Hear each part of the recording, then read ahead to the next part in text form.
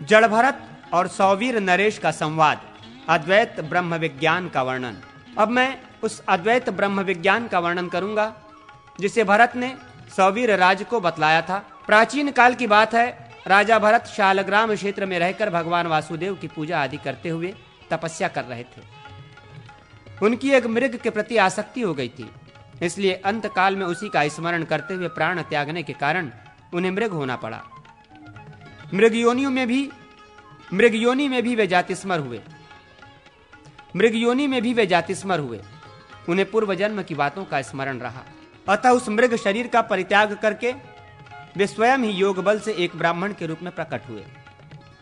उन्हें अद्वैत ब्रह्म का पूर्ण बोध था। वे साक्षात ब्रह्म स्वरूप थे, तो भी लोक में जड़वत ज्ञान शून्य मुख की भांति व्यवहार करते थे। उन्हें हष्ट पुष्ट देखकर सौवीर नरेश के सेवक ने बेगार में लगाने के योग्य समझा और राजा की पालकी ढोने में नियुक्त कर दिया। सेवक के कहने से वे सौवीर राज की पालकी ढोने लगे। यद्यपि वे ज्ञानी थे, तथापि बेगार में पकड़ लिए जाने पर अपने प्रारब्ध भोग का क्षय करने के लिए राजा का भार वहन करने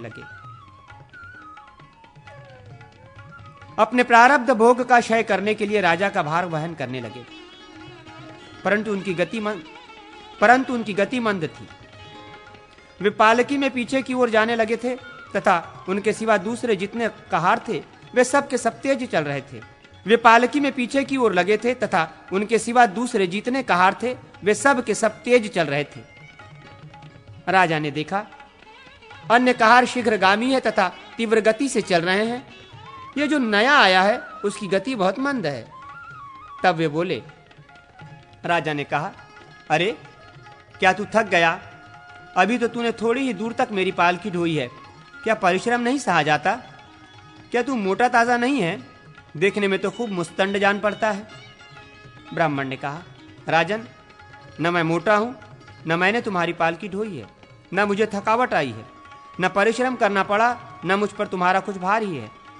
पृथ्वी पर दोनों पैर हैं, पैरों पर जंघाएं हैं, जंघाओं के ऊपर उरु और उरुओं के ऊपर उदर पेट है, उदर के ऊपर वक्ष स्थल, भुजाएं और कंधे हैं तथा कंधों के ऊपर ये पालकी रखी गई है। फिर मेरे ऊपर यह कौन सा भार है?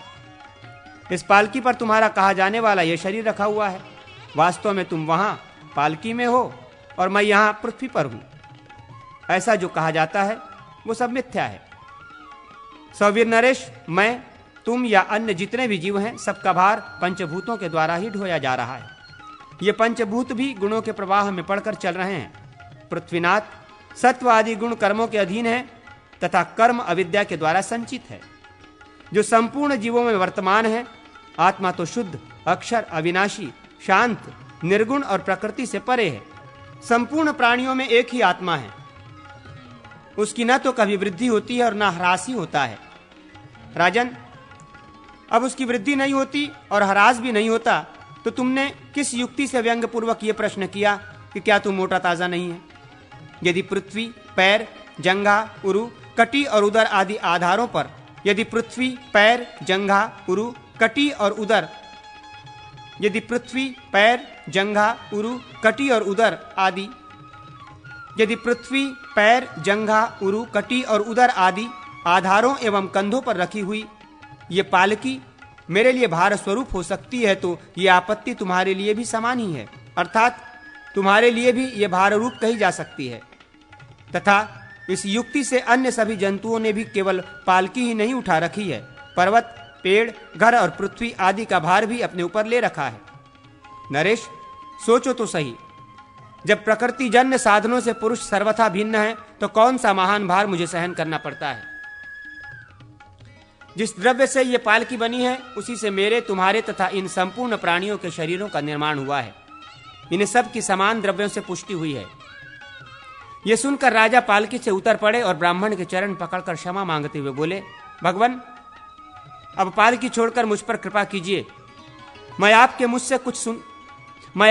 से कुछ सुनना चाहता हूं। मुझे उपदेश दीजिए।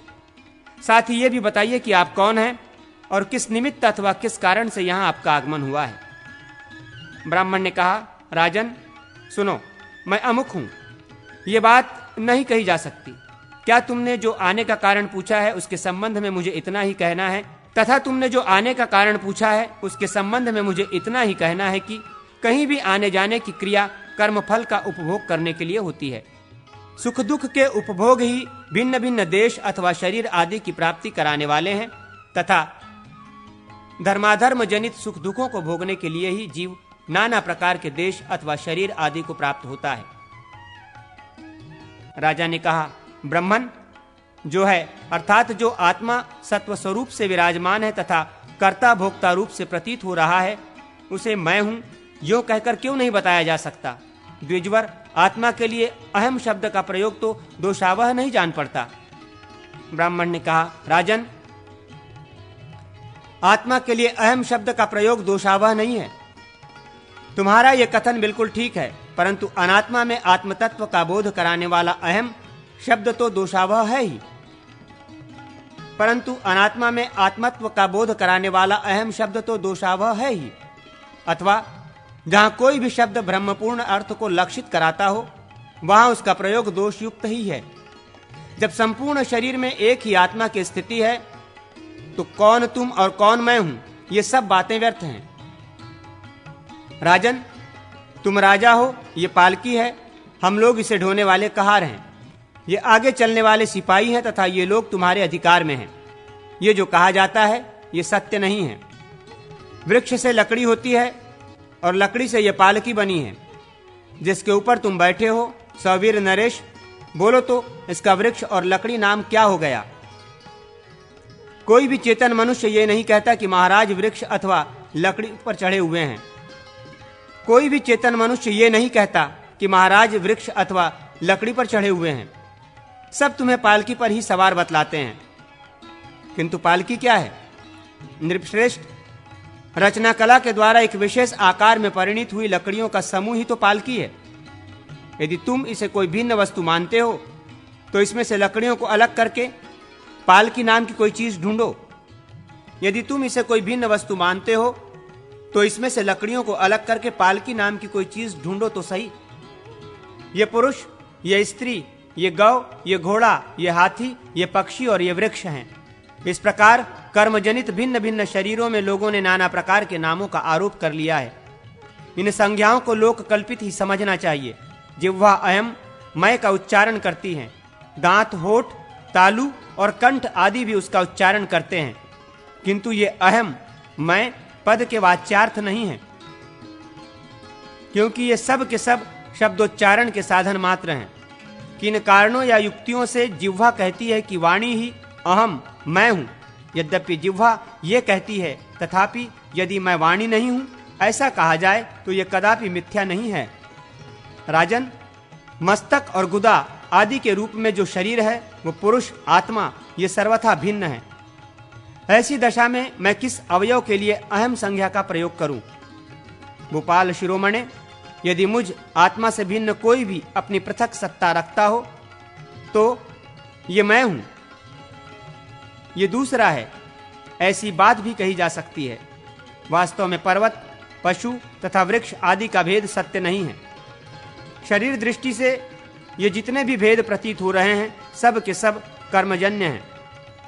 संसार में जिसे राजा या राजसेवक कहते हैं वो तथा और भी इस तरह की जितनी संज्ञाएं हैं वे कोई भी निर्विकार सत्य नहीं है। भोपाल, तुम संपूर्ण लोक के राजा हो, अपने पिता के पुत्र हो, शत्रु के लिए शत्रु हो, धर्मपत्नी के पति हो और पुत्र के पिता हो। इतने नामों के होते हुए मैं तुम्हें क्या कहकर पुकारूं? पृथ्वीनाथ, क्या ये मस्तक तुम हो? किंतु जैसे मस्तक तुम्हारा है वैसे ही उदर भी तो है, फिर उदर क्यों नहीं हो? तो क्या इन पैर आदि अंगों में से तुम कोई हो? नहीं। तो ये सब तुम्हारे क्या हैं? महाराज, इस समस्त अवयवों से तुम पृथक हो, अतः इनसे अलग होकर ही अच्छी तरह विचार करो कि मैं वास्तव में कौन हूं। यह सुनकर राजा ने उन भगवत स्वरूप अवधूत ब्राह्मण से कहा। राजा बोले, ब्राह्मण, मैं आत्म कल्याण के लिए उद्यत होकर महर्षि कपिल के पास कुछ पूछने के लिए जा रहा था। आप भी मेरे लिए इस पृथ्वी पर महर्षि कपिल के ही अंश हैं, अतः आप ही मुझे ज्ञान दें, जिससे ज्ञान रूपी महासागर की प्राप्ति होकर परम कल्याण की सिद्धि हो। वो उपाय मुझे बताइए। ब्राह्मण ने कहा, राजन, तुम फिर कल्याण का ही उपाय पूछने लगे। परमार्थ क्या है ये नहीं पूछते। परमार्थ ही सब प्रकार के कल्याणों का स्वरूप है।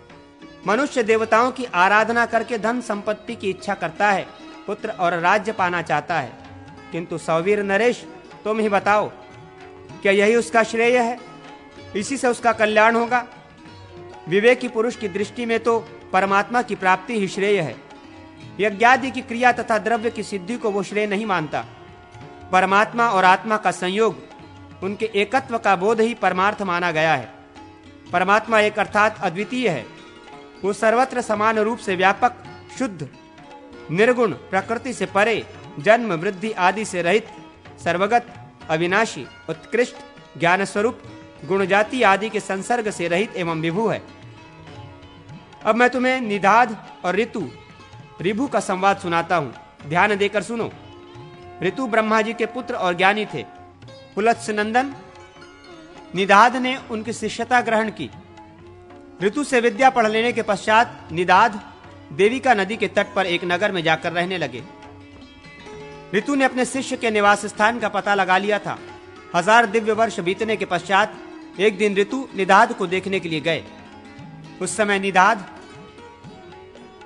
बलिवैश्व देव के अनंतर अन्न भोजन करके अपने शिष्य से कह रहे थे, भोजन के बाद मुझे तृप्ति हुई है, क्योंकि भोजन ही अक्षय तृप्ति प्रदान करने वाला है। ये कहकर वे तत्काल आए हुए अतिथि से भी तृप्ति के विषय में पूछने लगे।